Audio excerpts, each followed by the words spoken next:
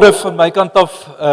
Ons het hier die laaste 3 weke, insluitend nou vandag, het ons gepraat oor compassion. Ons was daar in Lukas hoofstuk 15, jy ken dit as die gelykenis van die verlore seun, maar wat ons ontdek het is dat daar 'n storie is van 'n vader wat hardloop, na 'n verlore seun toe. 'n Storie wat ook van 'n vader wat daarna, wanneer die oudste seun buite staan en sy hart toe slaan vir compassion, vader na hom toe gaan en ons smeek. En eintlik is hierdie hele storie van Lukas 15 is 'n storie wat ons stuur om soos die vader te wees. Wat ons roep, nie om die fout van die jongste en die fout van die oudste op te fokus en raak te sien nie, maar om te sien wat is die hart van die vader, hoe het hy herstel kom bring. En so ons maak klaar met hierdie reeks en ons het vanoggend iets in ons hart wat ons wil kom vasmaak, iets in ons hart wat ons sê, maar okay, jy weet, dis nou alles goed en wel, maar wat nou? En so ek wil dit doen deur vir jou 'n vraag te vra. Was jy al in daai situasie waar jy weet hoe om iets te doen, jy weet, maar jy doen die teenoorgestelde? Ek het gehoor van die ouens wat golf speel, is hulle weet, hulle moet nie te hard slaan nie, maar daai laaste oomblik sê hulle, is daar 'n stemmetjie in jou kop wat sê, looi hom! So kom ek vertel my storie, ek kan nie golf speel my lewe te red nie, so ek gaan vir julle my eie storie vertel van die voorbeeld wat ek daarmee bedoel. Julle weet dat ek lief vir motorfietsry, ek het hom nou wel verkoop my motorfiets onlangs, maar ek daai was wat ek van gehou het om te doen, is om die adventure bike van die pad af te vat en op 'n grondpad, maar nou ergens gebeur dit waar jou motorfiets diksand tref. So soos jy jouself voorberei, ek het ook gegaan vir 'n kursus en hulle lei jou mooi op, dan sê hulle vir jou, kyk, maak vrede met dit, want dit kom. Ernstig gaan jy diksand tref, en dan, jy weet, dis dan nou die kenners wat praat, hulle is op YouTube, en is die ou van die kursus, en hulle almal sê dieselfde ding. Okay, so wat hulle sê is, staan onmiddellik op, dat jy al gesien in die pad, ouens wat so staan op hulle motorfietsse. Nee, dis nie omdat hulle dink hulle is fancy nie, daar's 'n rede vir dit. Okay, so hulle sê, staan op, lê 'n bietjie agtertoe. Tel jou kop op, moenie hier kyk nie, want dis wat ons geneig is om te doen. Dis as jy bang raak, dan kyk jy, waar gaan ek val? Jy weet, tel jou kop op, lê 'n bietjie agtertoe. Dit bring die gewig van die motorfiets tot hy die voorwiel uit die grond uithou. En die belangrikste ding is, hou jou momentum. Hou jou momentum. Met ander woorde, moenie die petrol toet maak nie. Want as jy dit doen, dan duik die fiets in die sand in, en hy grawe homself dieper in die sand in, en dis wanneer die moeilikheid gebeur. Nou gaan ek vir die kursus, en ons gaan deur alles. Ek kry alles wat hulle gee, kry ek reg. Maar ek sê vir hom, diksand is my moeilikheid. En nou kom ons daar by die diksand, en dan as ek daar kom, alles wat hulle gesê het, soos die golf, daar's 'n stemmetjie in jou kop, wat skree, kyk af, maak toe, gryp die stuurwiel vas, want hulle sê ook, moenie die stuurwiel styf vashou nie, laat die motorfiets se wiel homself korrigeer. Hy is gemaak, ontwerp, presies vir daai. En wat op die pad, hy is die hele tyd besig om op die pad te doen, op diksand is dit net baie groter bewegings, maar as daai ding so hier onder jou gaan, dan skree daai stemmetjie, en ek gryp vas, ek gaan sit in die kopsak, en ek maak die petrol toe, en raai wat gebeur. Ek val. En wanneer ons praat oor compassion, wat is die laaste tyd gesê, ons sê vir mekaar, we are known by his love, ons weet dit. Come on, stir jou hart, jy weet dit, jy weet die Bybel sê dit, jy weet Jesus sê dit, alles wat ons sê oor compassion, is, dit klink mooi, wanneer ons so in 'n diens soos hierdie sit, en jy kan selfs daai belewenis hê, as jy uitstap, wil ek regtig hierdie week probeer, Heilige Gees het met my gepraat. Maar dan tref ons die diksand van die lewe, nee. Dan tref ons daai goeters, waar daar stemmetjies is in ons koppe, wat harder skree, as dit wat ek weet die regte ding is om te doen. En ons gee vir daai stemmetjies naam, maar daai stemmetjie in jou kop het 'n naam. Een se naam is vrees. Weet wat gaan mense dink as ek hierdie ding doen? Weet wat gaan die mense dink as so 'n storieetjie wat vertel van hierdie ou wat kerk toe gaan, is 'n ou wat van die straat afkom en hy die hele aand gekuier en hy het verslete jeans en hy het nie eers skoene aan nie en lang hare en hy kom eintlik net in die kerk en dan is winter en hy soek plek, maar die kerk is chock-en-blok vol gepak en nou kyk hy nou maar so in die gange af en op die einde toe sy heel voor, dog hy, okay, ek is nou hier voor, sit hy sommer hier op die mat. En agter staan daar 'n ouderling op. En die mense ken die ouderling, hulle weet, hierdie oomie is kwaai. En hy kom so met sy stok af, maar dis, jy kan die speld oorval, nee, dis tik, en nou dink hulle, nou gaan hy hom uitsort. En toe hy voorkom, toe sit hy langs hom, en sit hy arm om hom, en sê vir hom, welkom hier in ons gemeente. Nou, sou jy dit gedoen het? Nee, jy hoef nie ja, wat sal my net in jou eie kop, sou jy, as jy iemand hier voorkom sit het, dan dink jy dalk, shame, miskien moet ek by hom gaan sit nie, wat gaan die mense dink? Nee, dis wat met almal van ons gebeur. Heilige Gees wat vir jou sê, ek wil jy moet gaan bid. Gaan bid vir daai persoon. Nee, maar wat gaan die mense dink? Nee, dis die vrees, dis onsekerheid, kan ek hierdie doen, is ek bevoegd? Dis logika, ek het nie nou eintlik tyd of geld om hierdie te doen nie. Dis timing, nee, die agterkom krisis gebeur altyd op 'n slegte tyd. Nee, krisis kom altyd op die slegste moontlike tyd en dan seer kry. Jy weet, ek het al probeer help, maar ek het seer gekry in die proses en dan gaan aan en aan oor stemmetjies wat vir ons die petrol laat toemaak. Wat ons oë af laat sak op die omstandighede hier reg voor ons wat maak dat ons nie wanneer die Heilige Gees so dit hier op jou hart kom druk, wanneer jy die waarheid ken, wanneer jy die oortuiging in jou hart het en jy voel ek moet die petrol oopmaak en jy voel ek moet gaan, dan doen jy die teenoorgestelde. Ek wil vir jou iets lees hier in 2 Korintiërs 8 waar ons lees oor die Macedoniërs. En die klomp Macedoniërs het hulle eie dik sand situasie gehad. So die Bybel sê hulle het nie geld gehad nie. Hulle was arm gewees. Hulle het groot nood onder hulle gehad. Maar luister wat sê vers 4 met 2 Korintiërs 8:4. Hy sê hulle het pleitend by ons aangedring om deel te kan hê aan die genadewerk van hulpverlening aan die heiliges. So waaroor hy skryf is compassion. Dis is 'n groep mense, hulle sit met hulle eie moeilikheid, hulle eie diksand, hulle probeer daai stuurwiel van hulle lewe maak so en hulle probeer self net regop bly in die lewe. En dan draai hulle na Paulus toe en dan sê, asseblief, maak ons deel van hierdie compassion. Maak ons deel van dit waarmee jy besig is. En dan wonder ek maar hoe kom hulle op daai plek? Vers 5 sê, hulle het hulle self eers aan die Here gegee en toe deur die wil van God ook aan ons. Met ander woorde, daar was hierdie absolute oorgawe aan die Here en toe in die proses soos wat hulle sien, hier's Paulus hulle en hier's 'n proses waar hulle engage met compassion aksies. Hier's 'n proses waar hulle is besig om liefde prakties te maak vir daai gemeenskap, het hulle gesê, hoe word ons deel? So toe Paulus skree, maak die petrol oop, want dis wat daai ou vir my geskree het toe ek die kursus gedoen het en ek ry nie diks aan, dan skree hy vir my, want hy weet wat ek doen, dan sê hy, throttle! En dan maak ek toe, in my kop sien ek hoe doen ek dit, maar my hand doen dit. En so Paulus skree, throttle! En hier is die Macedoniërs en hulle sê, yes, hoe doen hulle dit? Want hulle het aan God vasgehou, nie hulle omstandighede nie. Hulle het hulle oë opgetel. Hulle die Here vertrou, daar was hierdie oomblik van ons het nie die antwoorde en ons weet nie hoe nie, maar ons engage. En hulle maak so. So in hierdie reeks sê ons vir jou 3 goed, ons sê, beleef compassion, Here het compassion oor jou.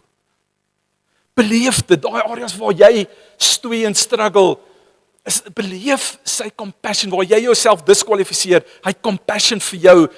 Toe het ons vir jou gesê, maar die Here wil ook deur jou compassion laat vloei. Hê 'n oop hart.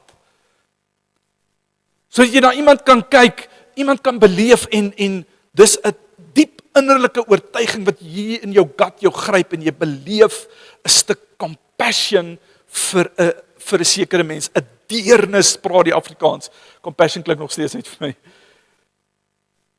meer beskrywend. Wat ons vandag hier sê is, om dit te beleef en dankbaar te wees, en om dit te ervaar vir iemand, is nie waar dit stop nie. Daar is 'n plek waar die Engels sê, ons moet engage. Ons moet engage, daar moet iets gebeur, die petrol moet oopgedraai word in 'n oomblik. En die mooiste voorbeeld wat vir my hierdie goeters bymekaar trek, is ook 'n bekende deel wat jy ken, Markus 6. Die storie van Markus 6 word so mooi gekoppel aan die gedagte van compassion. Maar hier dalk wat jy nie weet nie, wat die backstory is. As jy hom gaan lees die hele Markus 6, dan lees jy van Johannes die Doper. Die een vir wie Jesus lief was, die een wat hy het uitgeroep, hierdie is die lam van God. Hy het disippels gehad voordat Jesus homself nog openbaar het, want hy het die ouens gedoop, hy het volgelinge met ander woorde gehad. Daar's ouens wat vir hom lief was, die disippels wat Jesus gevolg het hom geken, was bevriend met hom. En dan kry hulle die tyding van sy dood, dat hy wreed vermoor was, nie. Ons lees so baie die storie en ons hoor so baie die storie, maar ons vergeet half die verskrikking van wat gebeur het met Johannes. Nou kry hulle hierdie nuus en die Bybel sê, hulle was moeg en hulle was oorweldig en hulle was honger en jy weet, wanneer honger en moeg saamwerk, nee, dan kry jy hangry. Dis 'n volgende vlak van net stoei, vir sekere mense. Maar hulle is in 'n emosionele, sielkundige, fisiese, diksand, moeilike plek. Soveel so dat Jesus vir hulle sê, julle kerels, kom ons vat net 'n breek. Ek's op, ek kan sien julle is op. Ek wil julle een kant vat, hoor, ek wil hierdie vir jou in die NIV lees. Markus 6:32, hy sê, so they went away by themselves in a boat to a solitary place. 'n Afgeleë plek. Klim in hierdie skuit van seker Petrus of een van die manne, klim in die bootjie en sê, kom ons gaan net, die mense kan nie op die water loop nie, net Jesus kan dit doen. So kom ons seil net hier oor. Ek ken 'n plekkie daar's 'n lekker wilgeboom. Vraag is, die mense, as jy verder gaan lees, die mense het hulle gevolg. Op 'n manier het hulle gekry, daar was nie GPS en daai tipe van goeders nie, maar die mense het hulle gevolg, vers 34. When Jesus landed and saw a large crowd, he had compassion on them because they were like sheep without a shepherd. Die vers voor dit sê letterlik, die mense het hulle gesien en hulle het hulle vooruit gegaan en eerste dag gekom en toe Jesus hulle by hierdie plek aankom, waar hulle moet rus. Dink nou aan die vakansie wat kom, jy sien die hele vakansie daarna uit. En jy gaan Kreerwiltuin toe, en daar's 'n hele kantoor vir mense wat die heeltyd 'n demand op jou lewe sit. En as jy daar intrek, en jy het jou karavaan of wat ook al, of jou chalet, dan hier kom meneer Pieterse uitgestap, die rekenkundige, en daar kom meneer Swanepoel, dis jou baas, en daar kom die sekretaresse, en hulle almal kom ingestap en sê, ons bly jy's hier, kom ons praat gou weer deur hierdie. So, hier land die boot, en Jesus klim uit, en hy kyk vir hierdie mense. Maar hy kyk deur hulle, en hy sien, they are like sheep without a shepherd. Hulle is honger. Hulle was fisies honger ook, ons lees verder oor dit, maar hulle was geestelik gedreineer, en hulle was honger, en hulle het inspraak nodig gehad, en Jesus staan daar. En die Bybel sê, en hy het compassion, daar's iets wat in sy binneste omgryp, en hy kyk hulle. En hier is die ding, die disippels sien dieselfde raak. Dis nie dat hulle nie compassion verstaan het nie. Ons dink hulle het nie compassion verstaan nie. Hulle is aangegryp, hulle het Jesus se compassion beleef. Matteus was 'n tollenaar, 'n verraaier van sy volk. Hy het die compassion van Jesus het hy beleef oor sy lewe. Hulle het compassion deur hulle het begin kyk na ander mense, hulle het gehoor wat Jesus sê en hulle het begin kyk na ouens soos tollenaars. Nee, na ouens soos die Fariseërs en die Sadduseërs. Na 'n Samaritaan, hulle het anders te begin kyk en anders begin reageer. Maar in die oomblik het hulle dik sand getref. Hulle vriend en broer Johannes is dood, hulle is honger, hulle is moeg, hulle is uitgebrand en hulle stap in daai spasie in en al wat hulle kan sê is, ons sien die moeilikheid en ons is besorgd oor hulle, maar stuur dit asseblief net weg. Hulle weet in hulle harte, weet hulle wat Jesus eintlik wil sê. Hulle ken nie antwoord, maar hulle maak die petrol toe en hulle kyk af en hulle gaan sit. Ek wil vir jou lees die Engels sê hierdie eintlik vir my soveel mooier. When the disciples were only stirred with concern, Jesus was moved with compassion. Want dis wat gebeur. Jesus sê, wat het ons? Ons het 5 broodjies, 2 visse. Hy vat dit en hy begin praat met sy Vader, nee, hy sê gebed, die Vader ster sy hart. Die Vader bring 'n krag binne in hom, dan sê hy gaan breek en gaan gee vir hierdie mense. En ons ietsie in, nee, is dit nie so dat Jesus is altyd daar wanneer ons wil opgee, wanneer daar moeilikheid is, wanneer dit voel asof die diksand ons gaan oorweldig, asof die water te veel vir ons gaan wees, wanneer die storm op die dam is en hulle is in die bootjie, dan is Jesus daar en weer, Jesus is daar, in daai oomblik is hy daar. En dan wat gebeur wel, is hulle engaged tog, hulle vat daai brood. Sit jouself in daai disippels se skoene. En ons vaar hier in die middestad van Johannesburg in, en ek het 5 kom ons maak dit modern, 5 buns en 2 rations. Dis 15,000 mense en ek sê vir julle, ons is 12. Nico, daar's 'n groep van 100 en daar's 'n groep van 50, wat sê jy gaan jy kies? Hy gaan die 50 kies, want hy's slim, hy's 'n skerp ou. Maar wie was amazing, hulle doen dit. Hulle engage. Hulle vat daai, ek kry so 'n handjie vol van die en so, en hulle stap na daai mense toe. En toe die disciples engage in compassion, gebeur 'n wonderwerk. Gebeur 'n wonderwerk en compassion kom en dit kom draai hierdie hele storie om en dit raak die krag van hierdie storie. En is 'n storie wat ons roep om te sê ons stap doelbewus in mense se lewens in waar daar gebrokenheid is en stikkend en hartseer en verlorenheid en onsekerheid en vrees. Kom Heilige Gees en hy lei ons om klein treetjies te gee. Dalk is dit om op te staan en vir iemand net anders te gaan bid en dan is daar hierdie stem wat skree, wat gaan die mense sê, maar compassion in jou hart sê, ek weet nie, maar ek gaan opstaan en ek gaan hierdie doen. En klein treetjies van compassion vat ons na 'n groot plek van groot wonderwerke wat gebeur. Ek wil 'n storie met jou deel van 2 vennote van ons in ons Midstream kampus wat so gekonfronteer was met compassion, maar hierdie stemme wat so hard skree in hulle kop ook en die uiteinde van net gehoorsaamheid te sê ons weet nie hoe nie, van 'n PA en haar baas wat na 'n ding moet kyk en ons sê ons weet nie hoe nie. Ons weet die Here praat. Ek wil julle moet gou na die video kyk. B and I were asked to change Anglo's buildings after the sale of Anglo, and we had a bunch of advisors telling us how we must change the city, not the buildings, and we resisted like you can't believe, because we said Anglo cannot fix the city, we can only fix a building.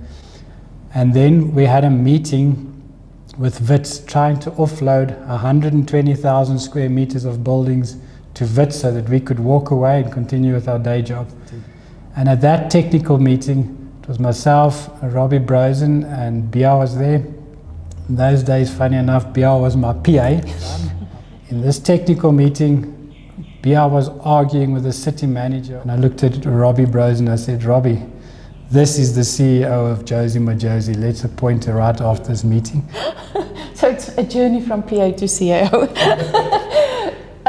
What we did is we really had a long think on how do you change a city? How do you be that city changer? And where do you start? And we focused on making the unseen seen and giving them a voice and a voice to the voiceless. We started with the Nelson Mandela Bridge. Nelson Mandela Bridge had 30 people crossing a day. And we fixed the lights, and now you had 2,500 students coming through. So the taxi association started cleaning the taxi ranks to accommodate the students. The shops are starting to thrive. They're saying, so now you're getting this thriving little micro business that just growing. But we hit solid walls, and then suddenly God steps in. And you must be prepared. The day God steps in, things happen fast. The day when God steps in, things happens fast. Vandag is die challenge vir jou, maak oop baie petrol. Vandag is die challenge vir jou, is absoluut engage. As jy daai stem hoor, as jy daai ding beleef van die Heilige Gees, engage. Ek wil vir jou hierdie lees, dis in Engels, it sê, when the church moves from concern to compassion, it becomes more than a place of help. It becomes a presence of restoration. Cities are transformed when believers stop asking whether they have enough and start offering what they already have in their hands. Nou hoor hier, concern counts the loaves, compassion breaks them, and then the miracle flows. Concern counts the loaves, ons kan nie hierdie doen nie, hier is die redes, al die stemmetjies. Compassion sê ek sien dit, maar kan nie anders nie, hier gaat ek. En so ons het laasweek gesê, en volgende gaan ek net vinnig weer daarna verwys, komende Saterdag is daar 'n platform van compassion waar ons net engage. En ons het nie al die antwoorde nie, en ons sien al die implikasies van die moeilikhede wat altyd gepaard gaan met 'n oomblik so street store waar ons vir 'n dag uitreik en compassion het, 'n oomblik van compassion wys vir enkelinge waar ek face to face met 'n ou pad kan stap. En ek wil jou weer vra vanoggend, as jy nog nie deel is daarvan nie, dis waarvoor hierdie blaadjie op jou stoel is. Sit jou naam op, daag Saterdag op en engage. Engage. Daar is van julle wat hier sit, wat jy weet, Heilige Gees werk met jou oor compassion goeders in jou eie lewe, in die kantoor, in jou huis waar jy bly. Hy werk in jou hart en sê, step up met hierdie compassion. As jy na my kyk, sal jy sien, ek kyk na dieselfde situasie, en as die Bybel is klaar geskryf, hy word nie meer geskryf nie, maar as daar nog 'n deel geskryf geword het, sou daar gestaan het, and Jesus looked and he had compassion. Vandag sê hy, ek skryf dit deur jou. We are marked by his glory, we are known by his love. Compassion in action. En so, ek wil afsluit vandag met 'n City Changers storie, en Erik, as julle vir ons vorentoe kom, Erik en Letitia. Hulle is bekend in ons community. There's a lots in Eric's voice. Is die bedieninge waar hulle baie betrokke is. En wat ons een keer 'n maand doen is ons celebrate City Changers. En hier's gou, as ek die geheim met jou kan deel, hier is die rede hoekom, want die kenners sê. Nou jy weet wat jy moet doen as die kenners sê, nee? Maak oop, okay, engage. Die kenners sê, what you celebrate, you replicate. As julle die storie vandag hoor van 'n Letitia en 'n Erik wat hulle het iets gehoor en hulle het sê, okay, ja, daar is die eerste tree. En wat het dit geword? Dit is die storie van Josie my Josie, van resistance, en ons kan nie, en van ons wil nie, en ons het nie, en ons wil eintlik net met ons eie day jobs aangaan. Dis 'n storie van iemand wat net in gehoorsaamheid gesê het, okay, dis wat ek het, en met dit kan ek engage. En ons gaan op die einde gaan ons net 'n gebed doen. As jy 'n gesprek met die twee wil hê, hulle gaan net hier staan, en julle is welkom om net met hulle kom gesels en die storie verder te hoor. Maar as ons klaar is, gaan ons as gemeente hulle kom ondersteun en toegooi met gebed. En net 'n moment celebrate van God is working in this city, in Alberton. Hy's hier in ons eie omstandighede, is hy besig met stories soos hierdie. Kom ons hoor. Môre almal, naam is Erik McKechnie. Ek lei Lots, Life on the Streets, and with the grace and mercy of Jesus Christ, life off the streets. Ons is al bedrywig van 2016 af, waar ons geregistreer het as 'n Public Benefit Corporation, en ook in COVID as a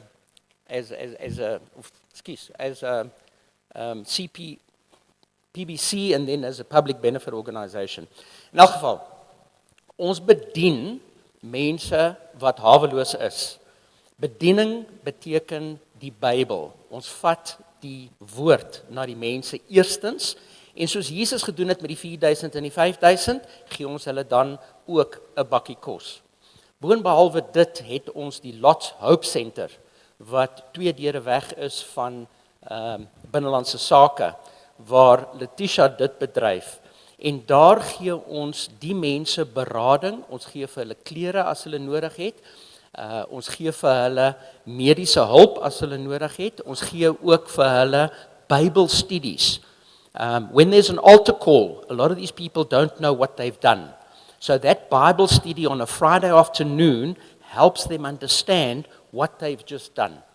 So we try and cover the base at the Lots Hope Center through Letitia. If you want to know something about somebody on the streets, this lady knows them by name, by face, by everything. In terms of that engage scenario there, we all feel compelled when we get to a street corner and there's somebody begging to give them the R5. That R5 turns into drugs like this. That's not engaging, that's enabling. So bear that in mind when you try and do that again. We'd rather see people getting engaged with these people, have a chat to them, understand where they come from. So that's our outreach to the homeless. At this point in time, we don't have shelters for the homeless, and that's one of our visions. Over and above that, in the previous service I mentioned compassion. What do you see in compassion? And everybody doesn't have a ministry for people on the streets, a calling for people on the streets. What do you see in compassion? What I saw there at the first service was, come and show your passion. Somebody from your previous service also said to me, come pass it on. So please, get involved. Over and above the street ministry, Letitia, if you want to see somebody who's got a passion for children, as Jesus said, suffer little children to come unto me. Letitia's got that passion. So we've deviated to some extent and started a ministry for children. What essentially happened there on a Monday morning when we've got Sanka at our Hope Center, 7 young men from Parklands High arrived at our center. Letitia then found out they came from Parklands High and then engaged with the principal. When we went to see the principal, he pulled out a box under his desk, a paper box, full of drugs. We realized that because our outreach on a Thursday night, where the children from Funny Farm and the squatter camp come down, she saw there's drugs involved. So she's removed those children and has a separate ministry for them. That ministry extended itself one Saturday every month. This past Saturday, happened. And they then minister to these children, give them games to play, give them an opportunity just to be children. Get something. Yesterday they got blankets, they get a meal, and they play, and then obviously they also get the word. So, I invite you people to get involved. Lots is like a taxi. There's always room for one more. Lots of space. Kom ons staan op. Kom ons staan op en steek jou hande uit. Hier net hier na Letitia en Erik en Here, dankie. Dankie vir harte wat compassion vang. Dankie vir harte wat beweeg word. Dankie vir mense vir wie u deure oopmaak, vir wie u soveel opvoorsien het op soveel vlakke. Maar ons bid vandag vir 'n verandering van ratte, Here, vir nuwe voorsiening, vir nuwe geleenthede, vir nuwe wisdom en strategie en uitbreiding. Here, daar 12 mandjies oorgebly na die ouens klaar geëet het en toe vaar hulle oor die meer, oor die see en gaan doen dieselfde aan die ander kant. It's time for export. Daar's iets groter wat u wil kom doen deur ministry soos die, deur harte soos die, wat 'n stad wil engage. En miskien is dit nie vir ons almal 'n plek waar ons op straat met mense gaan werk nie. Miskien is dit vir party van ons mense hier, om in die besigheidswêreld in te stap en sê, hoe lyk God se heerlikheid in daai spasie? Hoe lyk dit in die skole? Hoe lyk dit in ons huisgesinne? Hoe lyk dit in ons gemeenskap? Hoe lyk dit in die buurt waar ek bly? Hoe lyk dit in die winkels waar ek shop? Hoe lyk dit, Here, wanneer u liefde en die compassions in areas inbeweeg, wat lewens verander, behoefte aanspreek, wat Jesus vertoon. Dankie dat hierdie spieël wat vir ons opgehou word, deur hierdie twee mense vandag, Here, dat 'n mooi spieël is en dat dit iets van die heerlikheid wys en dat ons harte stir en ons vir hulle vandag kan bid met al ons liefde in ons harte in Jesus naam. Amen. Kom ons celebrate hulle en sê net vir hulle dankie.